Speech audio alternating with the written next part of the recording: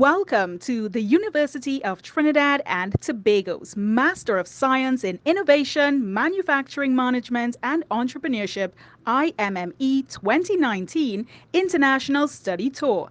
This study tour lasted 5 days. We visited and studied Suriname, supervised by Dr. Nadine Sangster and Mr. Aaron Amirali. We examined thematic areas during our tour, such as renewable energy, agro-processing, ecotourism, and the assembly type and related industries. We would like to share our experiences with you, with the end goal being trade relations between Trinidad and Suriname and the generation of entrepreneurial interest.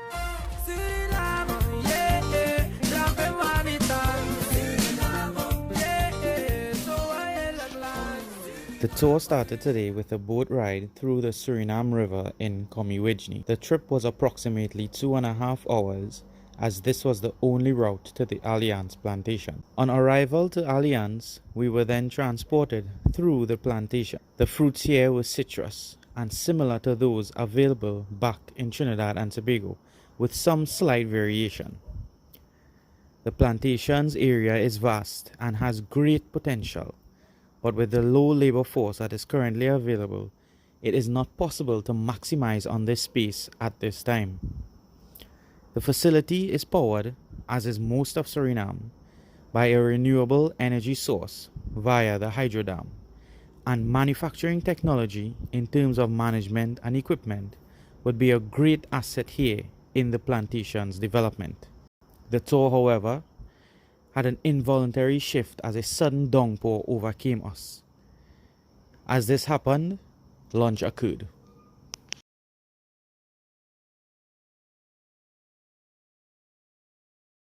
We departed from Alliance, then ventured to the Frederickstorp plantation. This was a plantation which has been converted to a tourist resort. This plantation has changed product every time it changed owners, from sugar to cocoa to even coffee. The plantation was finally renovated with funding from the Netherlands.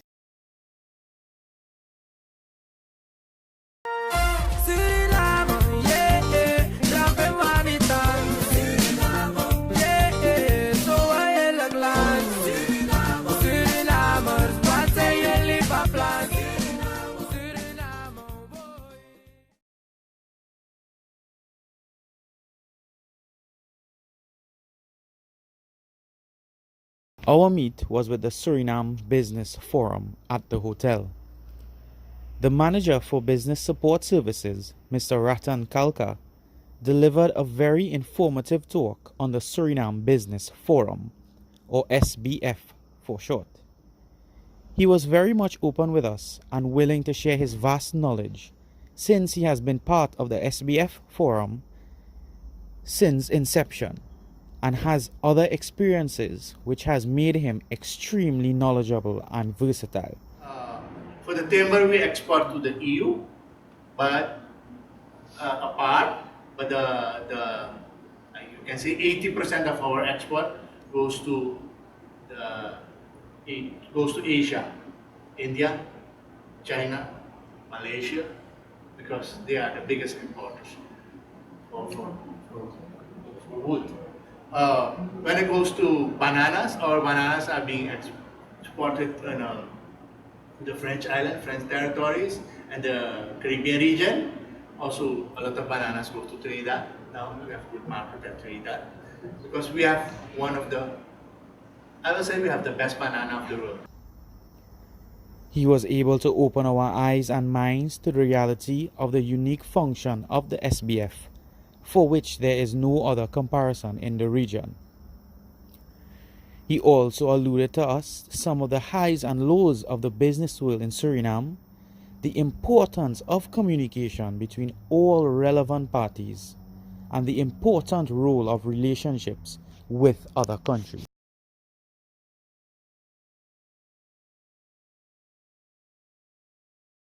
Faros is a family-owned business which is part of a group of family-owned companies who provide all levels of the supply chain.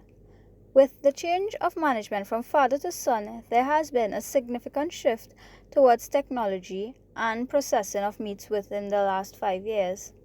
They are now able to produce a larger variation of products, including various types of sausages and salted meats, as many as 88 different products for sale on the local market, as well as limited export regionally to Guyana and Barbados.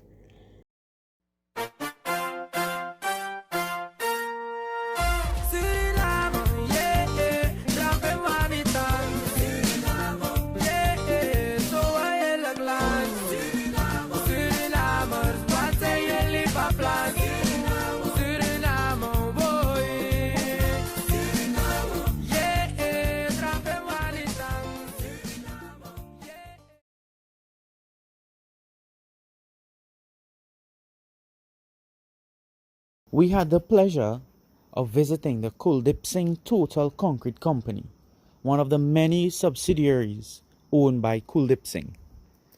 Adorned in safety gears, we were given a guided tour through the facility. Seeing few workers on the production floor with multiple conveyor belts left us wondering if they were on a break to give us a chance to see the facility. But this was quickly cleared up as we entered the control room. With only 4 workers, they were able to set the product to be made, ensure efficient and quality production, move the blocks from the stack to the curing area and package them. Their system was fully automated. Staff fully trained for use and maintenance of the equipment. Schedules set for production and maintenance to ensure that they always meet their production goals. This was truly a sight to behold.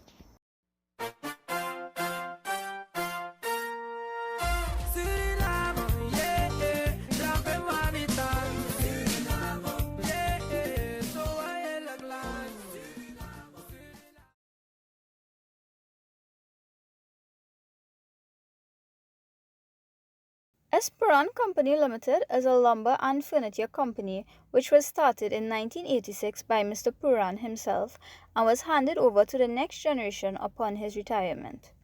The beauty and craftsmanship of the items seen were breathtaking. Though experiencing some electrical supply issues, they were able to guide us through the process of receiving and drying the local timber and then crafting it into the beautiful pieces on show. They have been marketable in Suriname and is currently attempting to slip into the Trinidad and Tobago market. They have been successful in making some linkages as well as sales to individual clients.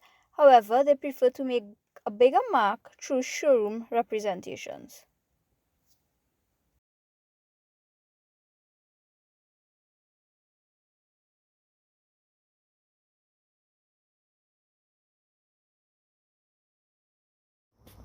The visit to Dachshund Club was truly a remarkable experience. This facility is a hatchery and poultry abattoir. The supply chain is monitored from egg purchase to hatching in the incubators, a complete monitoring of the entire process. The company is currently undergoing improvements in the installation of a processing line and is setting the way for improved export sales. On a much lighter note, the students that were there for the visit can testify after rigorous sampling that the meat is of good quality.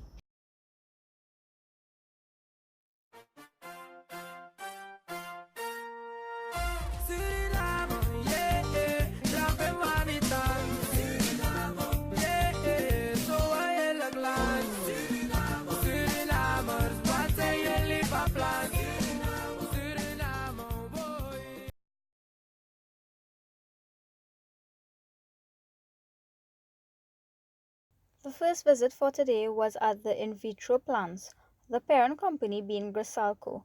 We arrived at 9:30 a.m. and was received by the management team, Mr. Marcel and Mrs. Bisumba. A short PowerPoint presentation was conducted which outlined the nature of the company and its operations. The company is a nursery that uses selective propagation to create disease, virus, and pest-resistant elite crops. The plants are for typical farm crops and ornamental uses. In a nutshell, they produce high-quality seedlings derived from research and development, and they partner with international companies to do this. We were then given a tour of the greenhouses and were amazed at the size and system of the area and the level of control that is being implemented at the facility. Thereafter, we thanked the in vitro plants team and we were off to another organization.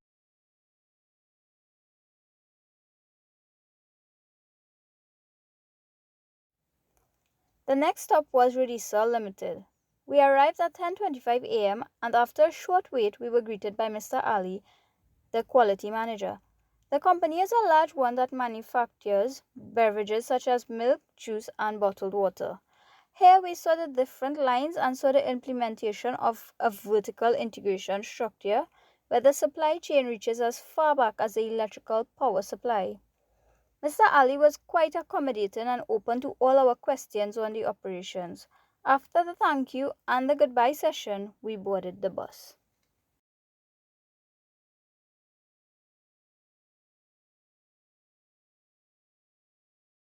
Our final visit was to the Polytechnic College of Suriname.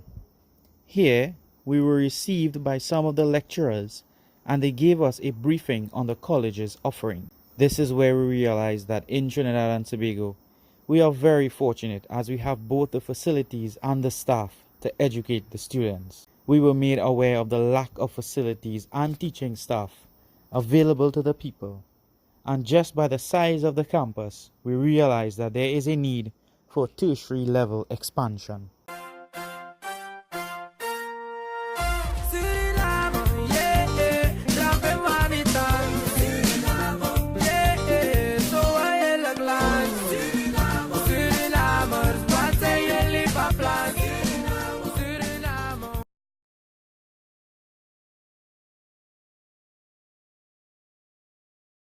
My visit to Suriname on the international study tour was an experience. Experience in the sense that there is a lot of business opportunities in the manufacturing industry sector. I saw that opportunity on my visit to Kuldeep Singh's block company. Having discussions with the operations manager about the cast iron products that the company used as grills and covers with their concrete products, he indicated that all their cast iron products came from the UK.